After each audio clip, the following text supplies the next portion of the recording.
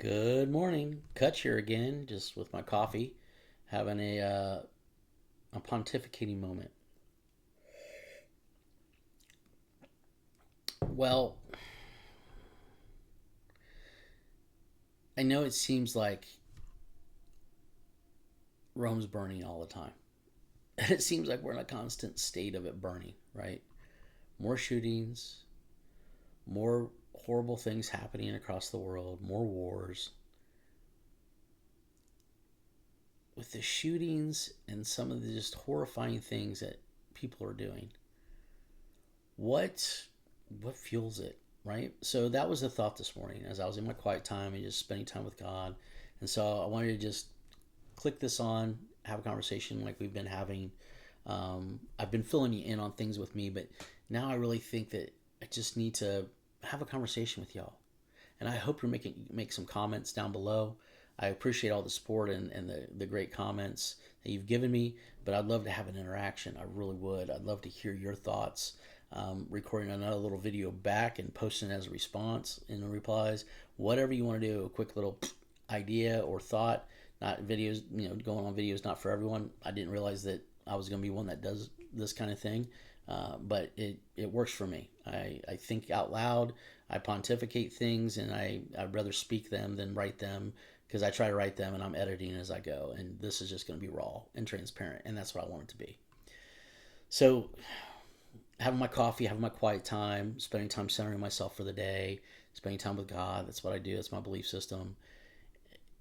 I just praying for everything in this world, right? My world, our world, and it just hit me that vengeance is at the core of so much of this. And the scary part about it all is that it's a fake vengeance. It's a I guess a projected vengeance, right? So it's like the person hasn't even really been wronged by that particular individual, but something they stand for, something they believe, something they have said, is all of a sudden triggered something inside of them to be vengeful and take vengeance on that individual. Why? Guys, we have such a mental health and trauma based issue in this world. It's crazy. We're not addressing it. We're not addressing it. We're addressing symptoms. We're addressing tools that are being used to carry out these heinous acts. We're addressing those things. But no one's diving deeper and going, why? At the end of the day, why is this occurring? And why is this continuing to occur more and more?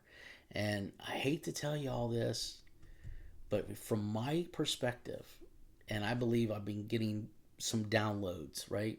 When I have these prayer times and really asking for truth and seeking what is really happening here. We're trying to be God. We're trying to be God. We give him no room whatsoever for his vengeance. If someone has wronged you, and we've all been wronged big time, I'm sure I've wronged some people, and man, I would love to know who it was so I can do my best to make amends because it breaks my heart even thinking that I have, but I know I have down the road. And some of them I have been able to make amends. But with vengeance, there's no room to make amends. There's what if those people would have been like, Scott, you did this to me, this, and you're done, right? Over. I don't know, you're done. Then you would have robbed my family from me and my wife, and you would have shortened a life that God wanted to use for his glory. And that's not our place. It's not our place. I mean, there's been people I've wanted to take out. Trust me, guys. There's been like, oh, I want to take them out so bad. But not my place. Give God room.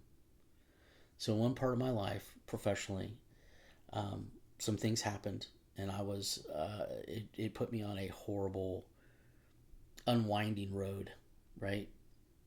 That God used to redeem me while he basically dealt out his vengeance against this individual for me.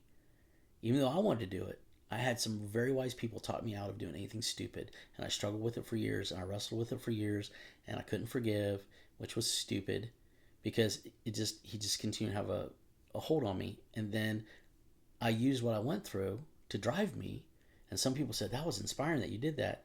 But it was dysfunctional. I wasn't driven by the right things. And so what did that do? That put me on another trajectory of learning lessons and postponing blessings and postponing my impact for God on this world and things like that. It was just this another snowball effect. Well, how did all that start? Because I wanted vengeance. And I was talked out of it, but I couldn't let go of it. Just couldn't. And wow. And it just, oh, when I look back on it, all the time I wasted. And here we are now in a world, in a society, that evil is taking people's trauma, right? And you have a choice. You know, when you go through something that's unjust, you have choices. And you can either choose to take vengeance yourself, be completely unforgiving, or you can choose to let go of it, forgive them, not for what they've done, but understanding that they're broken, and you forgive them not for them, but for you, so you can move on, and it doesn't boil up into vengeance to where you do something stupid or you do something completely evil, and you allow evil to manipulate you into doing their will or its will. It happens, guys. We don't want to talk about this stuff. Everyone's like, oh, the spiritual side stays in the church, and that's where it's supposed to stay, and we're just scared to have that discussion. And no, stop.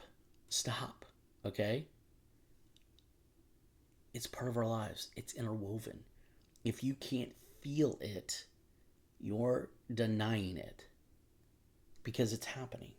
Evil's all around us, and so is good. The question is, are you going to be the light or the darkness?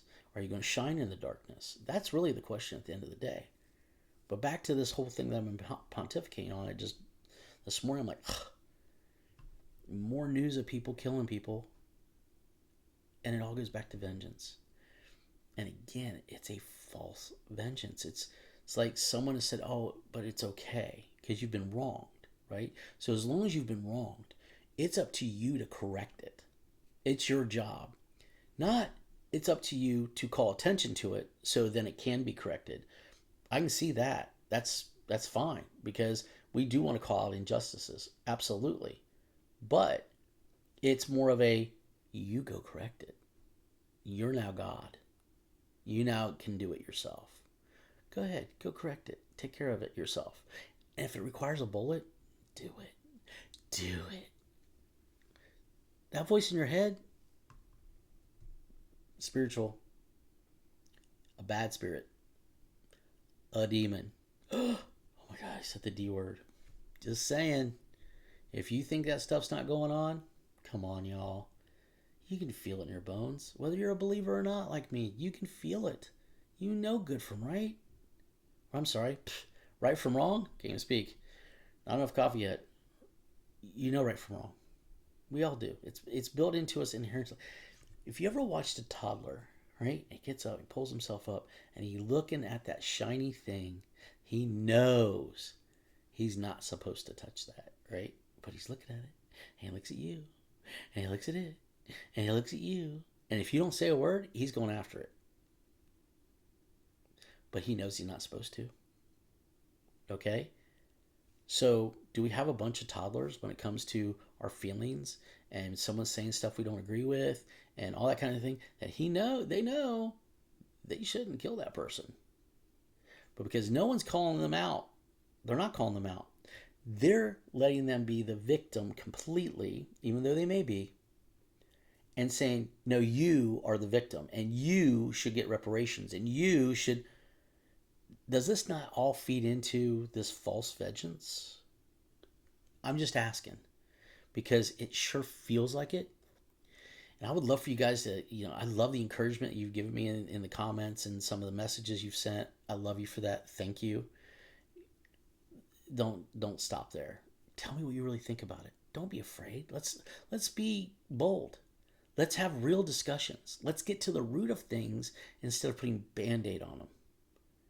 You know, we talk about the tools people use to do evil, and that's the issue. Gotta fix that. No. Can we make them harder to get? Yeah, of course. But are they the issue? Nope. They're not the issue. They're just not. The issue is the intentions of the individual, and evil will always find a way. It will. If you give it a path, it will always find a way. So I know you've been wronged. I've been wronged. I've unfortunately wronged others. But if you give no room, can there ever be redemption? Can there ever be a sorrowful soul? Can there ever be reconciliation, even more importantly? Or is it just vengeance? You end it, you kill it, you take care of it, and you move on, and now justice has been done in your eyes. Not in God's, not even in society's, but in yours. Whew, that's a dangerous path, y'all. That's a dangerous, dangerous path. And we're on it. We're firmly on it. So please comment below. Tell me your thoughts on this. Are we in a state of this personal vengeance? Or do we think it's okay to do this crazy evil stuff because we've been wronged? And are we creating this by the dialogue that we're having in this world, online, on social media, in the news, wherever you're getting your data? Are we creating this environment? I think we are.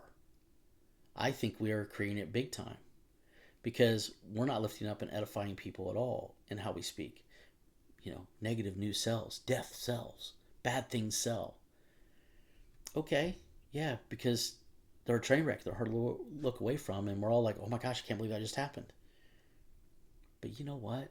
There was a thing during the pandemic called the good news. It was done by Krensky, I think's his name, the famous guy that's on Office Space. And it was awesome. It was awesome. It was uplifting. It was edifying. I tuned in all the time. It gave me encouragement. It gave me hope.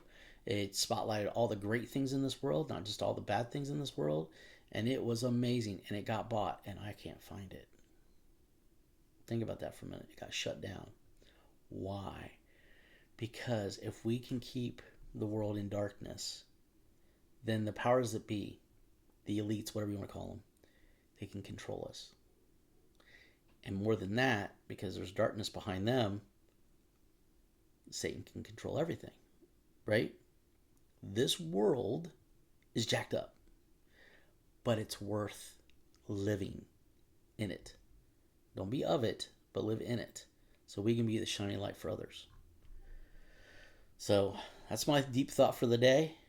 I'd love, like I said, please make comments, whatever. Love to hear your opinions in the comments. Love to start a dialogue with some people.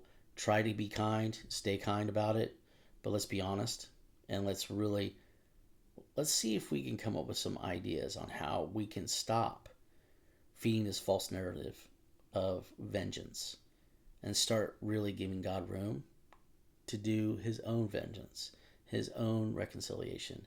Just room for things for him to move and do the things that he needs to do. Let's talk about that. I think that's kind of interesting. I think it's very interesting. And it's a way for us to process and maybe even heal from seeing all this horrible stuff in the news. Till next time, y'all, live on, and have a great day. Be blessed.